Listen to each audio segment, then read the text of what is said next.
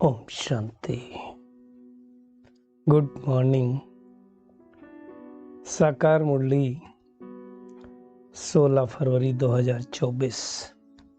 बाबा का मीठा मीठा पत्र हम मीठे मीठे बच्चों के मीठे मंथन के लिए। मंथन शुरू करने से पहले प्यार के सागर से बाबा की प्रेम भरी किरणों के नीचे बैठ जाते हैं और अनुभव करते हैं कि मैं प्रेम स्वरूप आत्मा हूँ, प्रेम के सागर की संतान हूँ। आज की साकार मुरली बाबा ने फिर से अशरीरी देही अभिमानी बनने की बात की है। मैं आत्मा भाई भाई हूँ, मतलब पहला पाठ फिर से पक्का करने के लिए कहा है। ये वाली बात बाबा बार बार बोल रहा है क्योंकि हमारा पहला पाठ ही नहीं पक्का हो रहा है। हमारी वो दृष्टि वृत्ति अभी तक हुई नहीं कि हर एक को हम आत्मा समझें। इसलिए बाबा ने कहा जब किसी से बात करते हो ना तो ये संकल्प आना चाहिए, मैं आत्मा भाई से बात कर रहा हूं। वैसे अगर आत्मा से बात कर रही हूं तो रहा हूं का मतलब ही नहीं, आत्मा ही होती है बस। आत्मा मतलब सोल का मतलब सोर्स ऑफ यूनिक लाइट। मैं लाइट, तुम भी लाइट। तो एक लाइट दूसरी लाइट से बात कर रही है। Touch the light. और उसके लिए हमें अशरीरी होने की, देही अभिमानी मतलब होता है देह में रहते हुए आत्मा को समझना। अशरीरी का मतलब शरीर नहीं है, विलुप्त जैसा हो गया। विदेही का मतलब भी है, देह नहीं है। तो ये मेहनत करनी है हम सबको। और दूसरा क्या करना है, हमें पढ़ाई पर ध्यान देना है। क्यों? क्योंकि पढ़ाई से सब कुछ होता है। हालांकि आज की दुनिया में ऐसा जरूरी नहीं है, क्योंकि बाबा ने कहा पढ़ाई पढ़ करके राज तिलक लेना है। अब सतयुग की पढ़ाई पढ़ करके हमें राज तिलक मिलेगा, परंतु आजकल जो अनपढ़ होते हैं बगैर पढ़े भी राज तिलक मिल जाता है लोगों को, क्योंकि ये कलयुग है ना। कल बाबा ने कहा था ना, भ्रष्टाचारी दुनिया है, एडल्ट्रेशन की दुनिया है, तो यहाँ गड़बड़ होता है। देखो कहीं भी पॉलिटिशियन तो बगैर पढ़े लिखे भी आ जाते हैं। अब देखो सब जगह मिनिमम क्वालिफिकेशन है। कई बार इन बातों पर चर्चा हुई, लेकिन जो चुन के आते हैं वो नहीं करना चाहते हैं। पढ़ा लिखे लोग भी आए हैं, अनपढ़ भी आए हैं, वो कभी क्वालिफिकेशन उसमें रखेंगे ही नहीं। क्योंकि जो पढ़े लिखे का व्यक्ति उसका तो अलग ही बुद्धि योग रहेगा। अच्छा, दूसरा जो पढ़ते लिखते लोग हैं वो पॉलिटिक्स करियर नहीं मानते हैं। वो तो आईएएस बनेंगे, आईपीएस बनेंगे, इंजीनियर बनेंगे, डॉक्टर बनेंगे। उसमें पढ़ना नहीं चाहता है क्योंकि गंदगी बहुत है पॉलिटिक्स में। तो कौन किसका कब कर देगा कुछ भरोसे नहीं है। अब सोचो, पार्लियामेंट में, असेंबली में कुर्सियां चलती है, जूते चलते हैं। अब सोचो किस क्वालिटी की आत्माएं वहां जाती होंगी। तो यहाँ तो पढ़ाई से राज तिलक लेने की कोई बात ही नहीं, जनमत से मिलता है। भाई ज्यादा लोगों ने वोट दे दिया, भले वो दादागिरी के ऊपर हो। और आजकल तो वोट बिकते हैं, खरीदते हैं लोग, पैसा बांटते हैं। बाबा कहता है कि तुम्हें तो पढ़ाई से राज तिलक लेना है। भगवान आए ही हमें पढ़ाने के लिए, और बाबा कहता है मेरी ड्यूटी है पढ़ाने की। आज फिर से बाबा ने कहा इसमें आशीर्वाद कृपा की कोई बात नहीं है। अब भगवान आशीर्वाद करेगा तो भगवान के तो सब बच्चे, तो सबके ऊपर आशीर्वाद फिर करनी पड़ेगी। इसलिए बाबा कहता मैं आशीर्वाद और कृपा नहीं करता हूं। मेहनत करो। अगर पूरा निश्चय बाबा पे है तो श्रीमत पर चलो। अब देखो जिन लोगों को निश्चय हो जाता है, कई लोग बोलेंगे हाँ बिल्कुल सही है, यही सत्य है, सब कुछ है, वहाँ मधुबन भी जाएंगे, बहुत अच्छा लगेगा, कहीं यही स्वर्ग है, यहीं से स्वर्ग आ सकता है, फिर सेंटर पे क्यों नहीं आते? शायद निश्चय में कमी है। निश्चय है तो श्रीमत पर चलना चाहिए ना। और भगवान की श्रीमत क्या है? रोज मुरली सेंटर पे जाके सुननी है, गफलत नहीं करनी है। अगर मतभेद में आकर पढ़ाई छोड़ी, बाबा कहता है, तो नापास भी हो जाएंगे। इसलिए बाबा ने कहा अपने ऊपर रहम करो। माँ आशीर्वाद मांगनी नहीं, मांगने से कुछ मिलता नहीं। दुनिया में कहते हैं मांगने से मरना भला। आसान नहीं होता है मांगना, परंतु मांगना है ही नहीं। क्यों? भगवान ने अपना बना लिया, क्यों मांगना है? खाली हमें क्या करना है? पढ़ाई पर ध्यान देना। दुनिया में लोग नहीं बोलते ध्यान करना, ध्यान करना है। ध्यान करना नहीं होता है, ध्यान रखना होता है। अपना ध्यान, अपने मन का ध्यान, आत्मा परमात्मा को कितना याद करती उसका ध्यान, अच्छे से काम करने का ध्यान, दैवी गुण धारण करने का ध्यान, वो ध्यान रखना है हमें।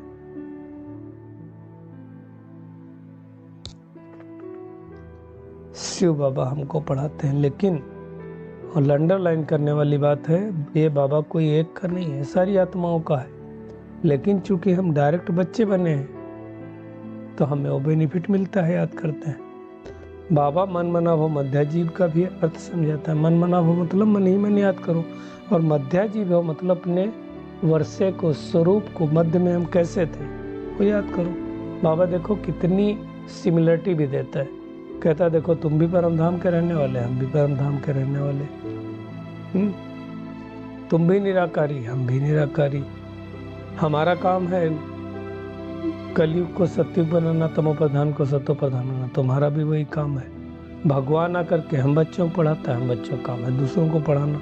तो सिमिलरिटी है, दोनों के स्वरूप में भी सिमिलरिटी है, कर्म में भी सिमिलरिटी है, और एड्रेस, निवास स्थान में भी सिमिलरिटी है। तो हमें बाबा की तरह हो जाना चाहिए। बाबा ने कहा देखो वहाँ आत्माएं जो रहती हैं परम धाम में, कितना छोटा सा झाड़ है, उसमें सब आत्माएं आ जाती है, क्योंकि बिल्कुल छोटी छोटी छोटी छोटी, अब इतनी छोटी बिंदी है कि नाकों से भी दिखती नहीं, तो वहाँ तो बड़ा झाड़ होगा नहीं। बट नीचे जब कर्म क्षेत्र पर आते हैं तो देखो कितनी बेहद की सृष्टि बन गई। बाबा ने कहा मैं तुमको आदि मध्य अंत का राज सुनाने आता हूँ। ये पाठशाला, इसमें पढ़ाने वाला भोगता है। दुनिया में ऐसे कोई कह नहीं सकता कि मैं भोगता हूँ, कुछ भोगू ही नहीं ना। बाबा ने आज बताया कि अहमदाबाद में एक साधु था, वो कहता था मैं भोगता हूँ। बाद में उसकी पोल खुली, तो आजकल दुनिया भर बहुत सारे नाटक करते हैं। श्री कृष्ण की वेशभूषा पहन लेंगे, कहेंगे हम ही श्री कृष्ण हैं। अब श्री कृष्ण इतने तो होते नहीं है। तो ये सब बातें बाबा समझा रहा है। बाबा कहता है तुम भी अपने भाई भाई को समझाओ। अभी आज की दुनिया में अब तो चालू हो गया, फीमेल को वर्षा नहीं मिलता था। बाबा कहता तुम मेल हो या फीमेल, मैं तो आत्मा से समझ के तुम सबको वर्षा देता हूँ। और एक बहुत इंपॉर्टेंट बात आज बाबा ने कही कि अभी तुमको जो ज्ञान रतन मिलते हैं इस समय, वो अविनाशी ज्ञान रतन बनते जाते हैं। मतलब इस समय के ज्ञान अर्थात ये मुरली, ये बाबा जो सुनाता है, वो अविनाशी बन जाते हैं, जो 2 युगों तक चलते हैं। मुख्य बात आज बाबा बार बार कह रहा है कि देह विमान छोड़ के देह विमानी बनना है। दुनिया में वो लोग गुरु का फोटो रखते हैं और पहनते हैं। अब कई बार क्या होता है, गुरु का फोटो लोग रख करके, खास करके बहनें जब पहनती हैं तो पति लोगों को अच्छा नहीं लगता है, कुछ उल्टा पुल्टा सोचते हैं। बाबा ने कहा अगर तुम शिव बाबा का पहनेंगे तो किसी को खराब नहीं लगेगा, परमात्मा का, क्योंकि वो परमात्मा है। लेकिन ऐसा होता है, मेरे साथ भी ऐसा हुआ था। तो वो थाट चलते हैं, अज्ञान काल में ऐसे होता है। तो बाबा कहता है कि मुख्य बात है तुम सोचो कि कितना छोटा सा झाड़, इसमें सब आत्माएं रहती हैं। अच्छा, वहाँ आत्माओं को जानने के लिए आने के लिए कोई एरोप्लेन की भी जरूरत नहीं है। तो वो बाबा आकर के ब्रह्मात्म द्वारा, जिसको सारी दुनिया, कोई एडम, कोई हवा, कोई ब्रह्मा, अलग अलग नाम से जानते, आदिदेव,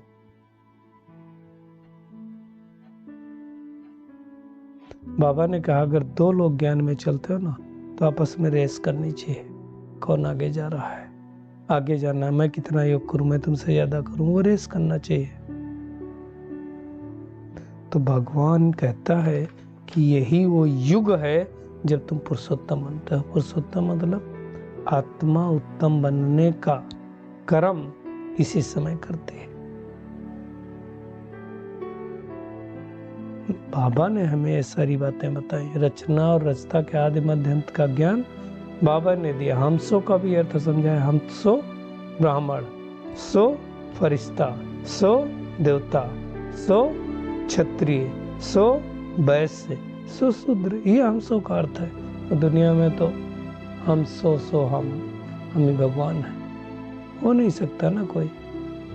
बाबा ने कहा भगवान है ज्ञान का सागर और उनकी भेंट में सब अज्ञान के सागर, और समझते बड़ा ज्ञानी, थोड़ा सा इधर उधर से पढ़ लिया, गूगल देख लिया, यूट्यूब पे देख लिया तो सोचते बड़े ज्ञानी।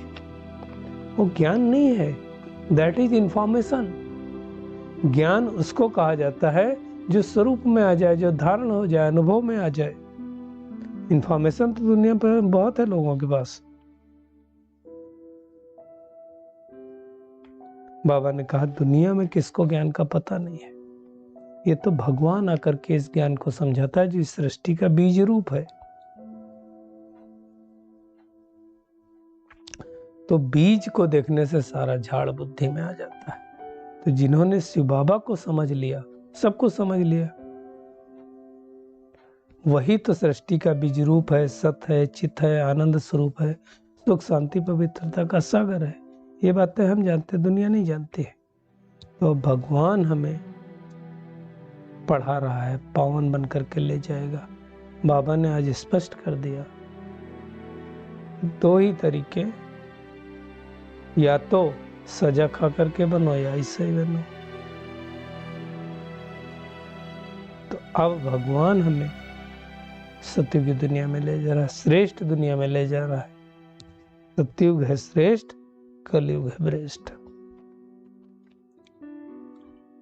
बाबा ने कहा तो सोचो, अब अगर बाबा के बच्चों से दुनिया के बच्चों की कंपेयर किया जाए तो एक वो हैं जो मोती चुगने वाले हैं और एक वो हैं बगुले जो गंध खाने वाले हैं। तो दोनों में क्या कंपेयर हो सकता है?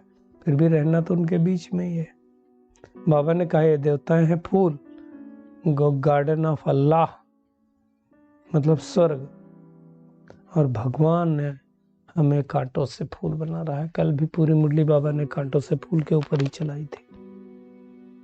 तो बाबा ने कहा तुमको आंतरिक खुशी होनी चाहिए। आंतरिक खुशी क्या होती? बाहरी खुशी क्या होती? कुछ वस्तु मिल गया, कोई फिजिकल गैजेट मिल गया, कोई हमें आकर के फिजिकली मिल लिया, तो ये बाहरी खुशी। आंतरिक खुशी मतलब अतीन्द्रिय सुख, इंद्रियों से परे का सुख, न देखने का सुख, न सुनने का सुख, न बोलने का सुख, न स्पर्श करने का सुख, न खाने का सुख, अंदर का सुख। तो इसमें बाहर का तो कुछ करना नहीं होता है। बाबा ने कहा दीपावली पर बत्तियां जलानी चाहिए, शिव जयंती पर जलानी चाहिए। थोड़े दिन पहले बाबा ने मुरली में कहा था ना कि शिव जयंती ही तुम्हारी सच्ची सच्ची दीपावली है, तो हमें दीपावली में ही करना चाहिए। तो ये सारी बातें बाबा समझा रहा है, भगवान हमें पढ़ा रहा है। तो ऐसी पढ़ाई को अपने नाम रूप से न्यारा होकर के आत्मा समझ करके पढ़ाई पढ़ना है, गफलत नहीं करनी। बाबा ने कहा कई बच्चे आकर के मतभेद में आके पढ़ाई छोड़ देते तो नापास हो जाएंगे। तो हमें नापास नहीं होना है, खुद ही अपने को रास तिलक देना है। तो आज का होमवर्क है, एक ही होमवर्क है कि बार बार अशरीरी देही अभिमानी बनने की मेहनत करनी है, प्रवृत्ति में रहते आपस में रेस करनी है ना। लेकिन अगर एक पहिया ढीला है तो विज्ञान में पीछे ठहर नहीं जाना है, मेहनत करनी है, स्वयं को राजतिलक लायक बनाना है और शिव जयंती बड़ी धूमधाम से मनानी है। शिव बाबा जो ज्ञान रतन देते हैं ना, उससे हम नई दुनिया में मालामाल बनेंगे। आज का बाबा का वरदान है, बाप से शक्ति लेकर हर परिस्थिति को हल करने वाले सच्ची दृष्टा वो। देखो जब परिस्थिति आती है तो हमें ज़्यादा बाबा को याद करना है, ज़्यादा शक्तियाँ लेना है ना।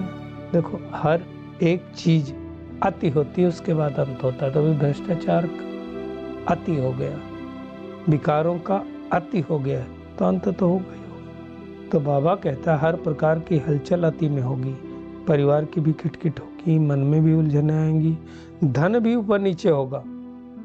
लेकिन जो बाप के साथी हैं, सच्चे हैं, उनका जवाबदार कौन? शिव बाबा। तो ऐसे समय पर मन बाप की तरफ हो तो निर्णय शक्ति से हम सब पार कर लेंगे। सच्ची दृष्टा हो जाओ तो बाप की शक्ति से हर परिस्थिति को सहज हल कर सकेंगे। तो हमें ध्यान देना है। स्लोगन है, अब सब किनारे छोड़ घर चलने की तैयारी करो, क्योंकि अब तो वापस जाना है। इसलिए जैसे कढ़ाई में हलवा बनाते तो किनारा छोड़ देता है, वैसे ही हमें अभी पुरानी दुनिया से किनारा कर लेना है। अच्छा, शुक्रिया मीठे प्यारे बाप दादा, शुक्रिया आप सभी का इस मीठे मंथन के लिए। अच्छा, ओम शांति।